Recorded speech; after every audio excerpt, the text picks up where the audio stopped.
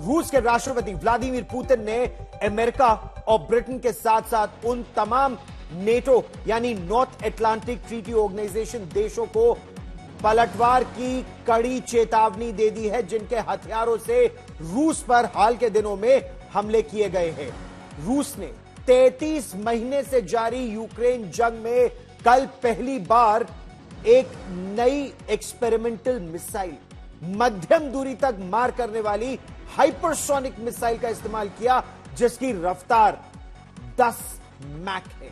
10 Mac यानी आवाज से 10 गुना ज्यादा तेज उड़ने की क्षमता।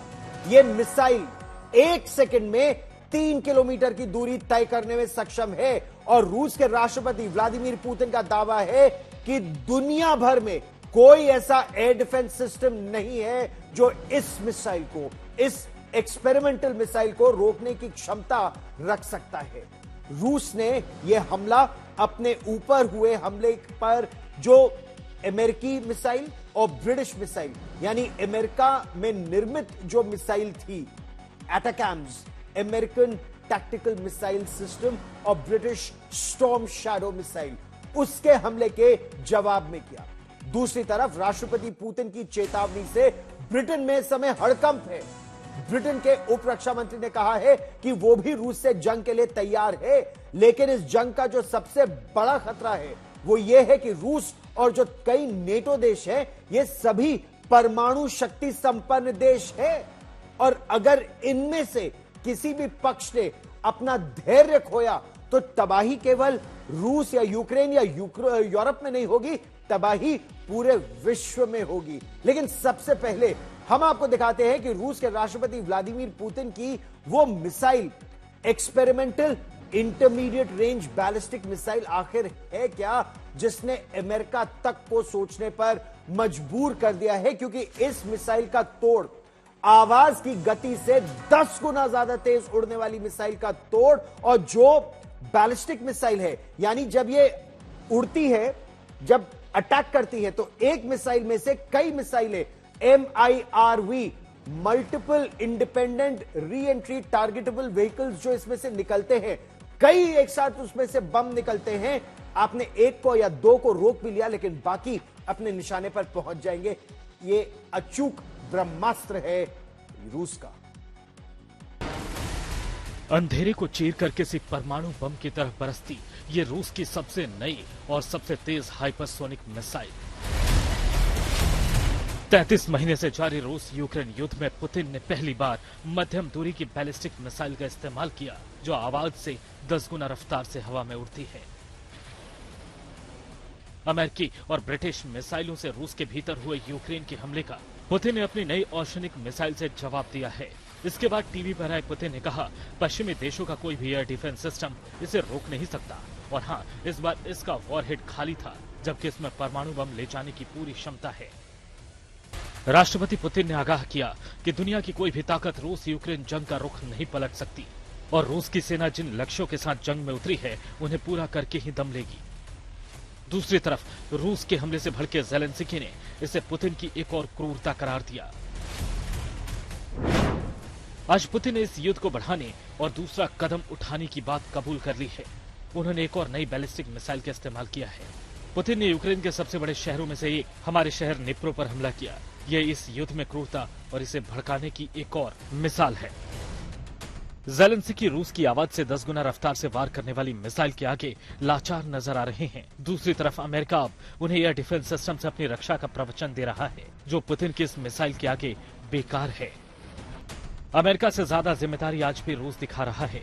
खुद अमेरिका स्वीकार कर रहा है कि रूस ने ऑर्शनिक मिसाइल दागने से 30 मिनट पहले इसकी जानकारी उसे दी थी। खुद पुतिन ने कहा कि अपनी नई मिसाइल से उन्होंने निप्रो के सैन्य कारखाने को टारगेट किया। अगर भविष्य में वो वॉरहेड के साथ किसी इलाके पर हमला करेंगे तो नागरिकों को पहले से जानकारी दी जाएगी। दूसरी तरफ अमेरिका और ब्रिटेन है जो यूक्रेन को अपने हथियारों और सैनिकों की मदद देकर युद्ध को खतरनाक मोड़ पर ले जा रहे हैं। आज तक भी रूस और अमेरिका के बीच एक समझौता है, और उस समझौते के तहत रूस ने अमेरिका को पहले ही जानकारी दे दी थी कि वो यूक्रेन पर इस नई एक्सपेरिमेंटल मिसाइल का परीक्षण करने वाला है, उसको चलाने वाला है। अमेरिका को यह जानकारी थी, लेकिन जो नुकसान हुआ है यूक्रेन में, डेनिप्रो में, वो जबरदस्त है। दरअसल रूस की ये मध्यम दूरी की जो ऑर्शनिक मिसाइल की रेंज है, इसकी रेंज लगभग 5,800 किलोमीटर या 6,000 किलोमीटर है। इसमें 6 से 8 वॉरहेड होते हैं, जिसमें से हर एक वॉरहेड की क्षमता लगभग 150 किलोटन विस्फोटक ले जाने की होती है। एक रूसी सैन्य विश्लेषण के मुताबिक अगली बार यह वॉरहेड परमाणु भी हो सकता है। अब हम आपको दिखाते हैं कि 3 किलोमीटर प्रति सेकंड की रफ्तार से उड़ान भरने वाली यह जो हाइपरसोनिक मिसाइल है, नेटो के कौन कौन से देश उसके कितनी दूर होंगे उसके निशाने पर। पुतिन ने आगाह कर दिया है नेटो कर। क्या आगाह किया है कि अगर नेटो देशों के हथियारों से रूस पर हमला होता है तो रूस स्वतंत्र है उन देशों पर हमला करने के लिए जो ओर्शनिक को अपने लॉन्च साइट कापुस्तिन यार से वॉर्सो पोलैंड की राजधानी, यूक्रेन के बिल्कुल बगल में, रूस से वॉर्सो तक पहुंचने में महज 12 मिनट लगेंगे। बर्लिन यानी जर्मनी की राजधानी पहुंचने में महज 15 मिनट लगेंगे। पेरिस फ्रांस की राजधानी, लंदन ब्रिटेन की राजधानी, महज 20 मिनट लगेगा यहां पहुंचने के लिए। क्यों? क्योंकि यह मिसाइल मैक 10 यानी आवाज की गति से 10 गुना ज्यादा तेज उड़ान भरने में यह सक्षम है। और इसे रोक पाना, जैसे पेट्रियट सिस्टम इस समय यूक्रेन के पास है, लेकिन यूक्रेन में जो अमेरिकी पेट्रियट सिस्टम है वो इसे रोक पाने में सक्षम नहीं है। दुनिया में कोई ऐसा एयर डिफेंस सिस्टम नहीं है जो मैक 10 मिसाइल को रोक पाए। इसे रोक पाना बेहद मुश्किल, लगभग असंभव है। रूस और पश्चिमी देशों के बीच ये जो तनाव लगातार बढ़ रहा है, अब एक ये बेहद खतरनाक मोड़ पर आ गया है। रूस के राष्ट्रपति व्लादिमीर पुतिन ने अमेरिका के राष्ट्रपति जो बाइडेन और ब्रिटेन के प्रधानमंत्री कियर स्टारमर, एक तरह से यूं कहा जाए कि उन्होंने अमेरिका और ब्रिटेन को सीधी चेतावनी देते हुए कहा है कि यूक्रेन को उनकी मदद से मिलने वाली जो लंबी दूरी की मिसाइलें रूस पर दागी जा रही हैं, उसका खामियाजा इन देशों को भुगतना पड़ सकता है। पुतिन ने यह भी कहा कि रूस उस देश को निशाना बना सकता है जहां ये मिसाइलें बनी है, या फिर इन मिसाइलों को दागने में, इन मिसाइलों को चलाने में, क्योंकि ये अत्याधुनिक मिसाइल है। 16 करोड़ रुपए की एक मिसाइल है। इसमें जो नेविगेशन सिस्टम है, इसमें जो इनक्रिप्टेड कोड्स हैं, वो यूक्रेन के सैनिकों को चलाने की उनको कहां इसकी ट्रेनिंग दी गई है। और कोई देश अपना कोड किसी दूसरे देश को देता नहीं है। ये कोड केवल अमेरिका और ब्रिटेन और नेटो देशों के पास ही है। तो सीधे तौर पर रूस का यह कहना है कि ये अमेरिका और ब्रिटेन रूस के खिलाफ युद्ध लड़ रहे हैं। इस धमकी के जवाब में ब्रिटेन के उप रक्षा मंत्री ने कहा है कि उनका देश भी रूस से लड़ने के लिए पूरी तरह से तैयार है। लेकिन पेंटागन यानी अमेरिका में जो रक्षा मंत्रालय है उनका, उन्होंने साफ तौर पर कहा है कि वो रूस से सीधा युद्ध नहीं चाहते। रूस के कोर्स्क इलाके में यूक्रेन ने ब्रिटेन की 1 तो नहीं 12 स्टॉर्म शैडो क्रूज मिसाइलों से हमला कर दिया। उस ब्रिटेन की मिसाइल जो एक नेटो देश भी है और परमाणु ताकत भी। हमले के दौरान धमाकों की आवाज से पूरा इलाका दहल गया। हालांकि इस हमले के बाद रूस ने अपनी हाइपरसोनिक मिसाइल ऑर्शनिक से हमला कर न केवल यूक्रेन को हैरान कर दिया, बल्कि अमेरिका और ब्रिटेन को भी चेतावनी दे दी। पुतिन ने कहा कि ब्रिटेन अमेरिका में बने हथियार जिस दिन रूस के खिलाफ चले, उसी दिन ये विश्व युद्ध का रूप ले चुका था। पुतिन ने सीधे तौर पर अमेरिका और ब्रिटेन को रूस में हुए हमलों के लिए जिम्मेदार ठहराया है। हाइपरसोनिक मिसाइल के हमले को लेकर ब्रिटेन तक हड़कंप मच गया। उसे ये डर सताने लगा कि कहीं पुतिन ब्रिटेन पर हमला न कर दे। सुनिए कैसे ब्रिटेन के उप रक्षा मंत्री ने 2 टूक कहा कि वो रूस से जंग लड़ने को तैयार हैं। ब्रिटेन का यह रुख दिखा रहा है कि विश्व युद्ध के बादल मंडरा रहे हैं और इसके लिए पुतिन से ज्यादा वो पश्चिमी देश जिम्मेदार हैं जो इस युद्ध को रोकने के बजाय हथियारों की मदद से भड़काते चले जा रहे हैं। लेकिन अब बात रूस यूक्रेन तक सीमित नहीं रही। पुतिन ने साफ कर दिया है कि नेटो देश के हथियारों से हमले का जवाब उस नेटो देश पर पलटवार से दिया जाएगा। दूसरी तरफ इस युद्ध को भड़काने वाला अमेरिका कह रहा है कि वो रूस से युद्ध लड़ना नहीं चाहता। सुना आपने, इससे यह साफ हो जाता है कि बाइडेन के नेतृत्व में अमेरिका का एक और मकसद है कि जंग जारी रहे, लेकिन ये जंग यूक्रेन उसके हथियारों से लड़ेगी। अमेरिका यूक्रेन की जंग लड़ने के लिए मैदान में नहीं उतरेगा। दूसरी तरफ रूस उत्तर कोरिया के सैनिक और ईरान के साथ साथ उत्तर कोरिया के हथियारों से यूक्रेन में लगातार आगे बढ़ता जा रहा है। आज तक ब्यूरो।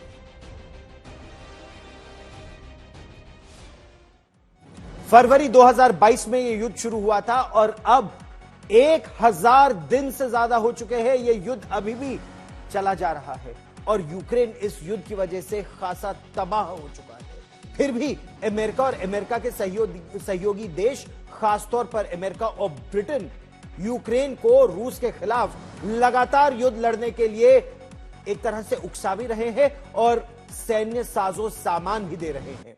यूक्रेन युद्ध को 1000 दिन हो चुके हैं और इस दौरान यूक्रेन के लाखों लोग विस्थापित हो चुके हैं, देश छोड़ चुके हैं। ये लोग दुनिया के कई अलग अलग देशों में बेचारे बहुत ही कठिन परिस्थितियों में पिछले 1000 दिनों से रह रहे हैं। रोमानिया में, मोल्डोवा में, स्लोवाकिया में, इटली में, पोलैंड में, बाल्टिक देशों में, कुछ तो रूस चले गए, कुछ जर्मनी में है, फ्रांस में है, यूनाइटेड किंगडम में है। इसी तरह पिछले 2.5 वर्षों में यूक्रेन के लोग पूरे यूरोप में विस्थापित हो चुके हैं और सबसे बड़ा खतरा यहां मानव तस्करी का है, खासतौर पर महिलाओं और बच्चों की तस्करी का है, जो अपने घरों से विस्थापित है। उनके पति तो युद्ध के मैदान में हैं, कई तो शहीद हो चुके हैं, कई घायल और चोटिल हैं और महिलाएं और बच्चे दर दर की ठोकरें खा रहे हैं यूरोप के अलग अलग भागों में। एक तरफ यूक्रेन के लोग देश छोड़कर जा रहे हैं, वहीं अमेरिका और नेटो के अन्य देश, खासतौर पर अमेरिका और ब्रिटेन, युद्ध की आग लगातार भड़काने का उन पर आरोप लग रहा है। आर्थिक और सैन्य मदद देकर रूस के मुताबिक वो आग में और घी डालने का काम कर रहे हैं और आप इन तस्वीरों में देख सकते हैं किस तरह की आर्थिक मदद अलग अलग नेटो देशों ने की है युद्ध का साजो सामान देकर। इन सब का बिल तो चुकाना पड़ेगा यूक्रेन को। अपना अनाज, अपना ईंधन, अपनी गैस, अपने खनिज, वो सब अमेरिका और यूरोप की कंपनियों को देकर ऐसा आरोप लगातार लग रहा है। लेकिन पैसा कहां जा रहा है? ऐसा नहीं है कि अमेरिका वो पैसा यूक्रेन को दे रहा है, अमेरिका वो पैसा अपनी ही कंपनियों को दे रहा है जो युद्ध के साजो सामान यूक्रेन को बेच रही है, चाहे वो बख्तरबंद गाड़ियां हो, टैंक हो, मिसाइलें हो, तोप हो, गोले हो। युद्ध की वजह से यूक्रेन में गरीबी बहुत ज्यादा बढ़ गई है, महंगाई बहुत ज्यादा बढ़ गई है।